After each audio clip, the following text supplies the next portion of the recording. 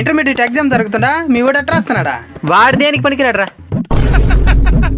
ఏమిరా దేనికి పనికిరాడా? నేనువా ఇంకేమనాలా? English exam కి తెలుగు చదువుకోమన్నాడు.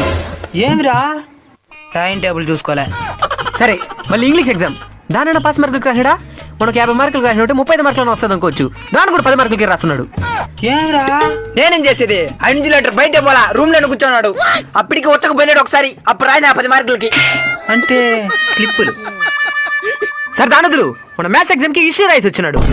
ఏమిరా నేనేం చేసేదా? కిటికీలో టచ్ ఎవరో స్లిప్ అయినాడా, రాసేనా? అది హిస్టరీ అంట. మ్యాథ్స్ కి హిస్టరీకి తేడా తెలియా. ఇడంతా ఎట్ట బతుకుతాడో. తప్పు నా వైపు ఉండిపోయింది కాబట్టి తలొంచుకెళ్తున్నాను. లేకపోతే ఇక్కడి నుంచి తలలు తీసుకెళ్లేవాడిని. చూసినావా ఎంత పవర్ఫుల్ డైలాగ్ ఎక్కడ ఉపయోగించినాడో? ఈ క్రియేటివిటీ ఏదో ఎగ్జామ్ లో చూపించుంటే పాస్ అని ఉంటావు కదరా.